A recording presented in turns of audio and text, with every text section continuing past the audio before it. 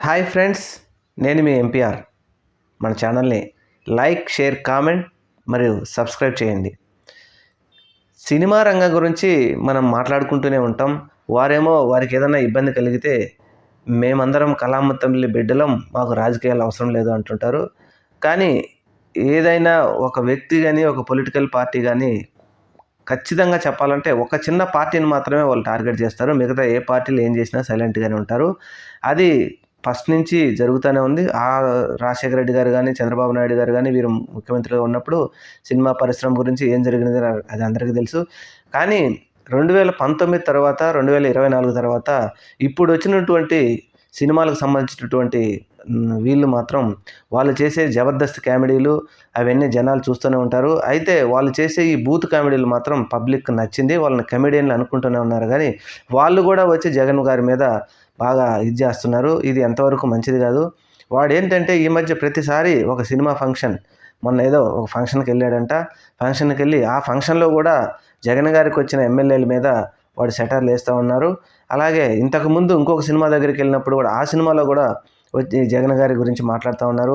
ఇక్కడ గుర్తుపెట్టుకోవాల్సింది ఏంటంటే సినిమా వారు ఎప్పుడైనా ఏదైనా మాట్లాడాలి అంటే కొంచెం నోరు అదుపులో పెట్టుకొని మాట్లాడుకోవాలి. ఎవరైనా సరే, అది సినిమా వారైనా, పొలిటికల్ రంగం వారైనా, ఇంకొక రంగం వారైనా మీకు తెలిసిన, మీకు చెప్పాలనుకున్నది మంచిగా మాటతో చెప్పాలి. కానీ అలా కాకుండా మేము ఒక్కళ్ళమే ఇది అంటే మాత్రం అది ఎప్పటికీ మంచిది కాదు. సినిమా పరిశ్రమలో ఇప్పటికీ ఇలా ప్రవర్తించిన వాళ్ళు చాలామంది కూడా అడుగంటిపోయారు. ఇక మీదట కూడా నోరు అదుపులో పెట్టుకొని మాట్లాడితే ఆడికి మంచిది. ఎంతమంది అయినా ఏదో నేనే పెద్ద గొప్ప అన్నట్టు అతను పేరు చెప్పడం భావ్యం కాదు. అది పబ్లిక్ అందరికీ తెలుసు. 2024 ఎన్నికల్లో ఏదో పెద్ద పోటుగాడు అన్నట్టు వచ్చి చేశాడు.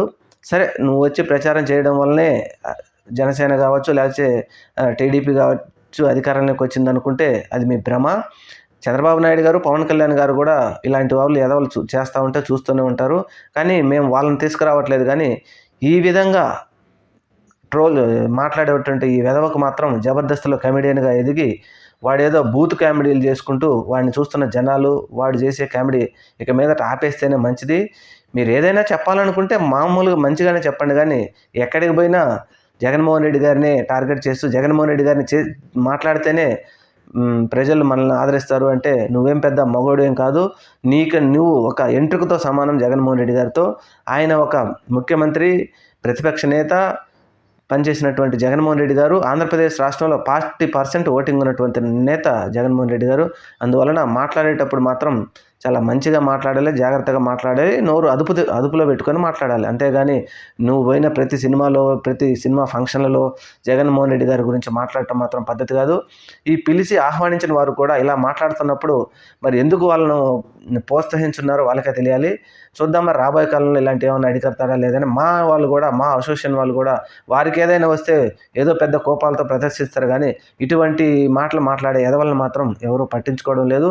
మరి సినిమా పెద్దలు కూడా మీరెందుకు రాజకీయంగా ఈ విధంగా పోతున్నారు అని మరి అనలేకపోతున్నారు. ఆ సినిమా పరిశ్రమ పెద్దలకే తెలియాలి. కానీ వాడు గుర్తుపెట్టుకోవాల్సింది ఏంటంటే జగన్మోహన్ రెడ్డి గారి మీద ఇక మీదట అలాంటి మాట్లాడితే మాత్రం ఆయన అభిమానులే మిమ్మల్ని తిరిగి మళ్ళీ తిప్పి కొడతారు. మీరు ప్రజాక్షేత్రంలో తిరగలేరు. మీరేదో పెద్ద నాయకుడిని అనుకుంటున్నారేమో. నువ్వు ఒక స్క్రీన్పై ఒక చిన్న పూచిక పుల్ల మాత్రమే. ఆ స్క్రీన్పై బయటకు వస్తే నిన్నెవడు దేకేవాడు కూడా లేడు. అది మనసులో పెట్టుకొని వ్యవహరిస్తే మంచిదని చెప్పి ఆ వ్యక్తికి మనవి చేస్తున్నాం. ఇక మీదట జగన్మోహన్ రెడ్డి గారికి జోలికి రావద్దని చెప్తున్నాం. Thank you. మన ఛానల్ని సబ్స్క్రైబ్ చేయండి.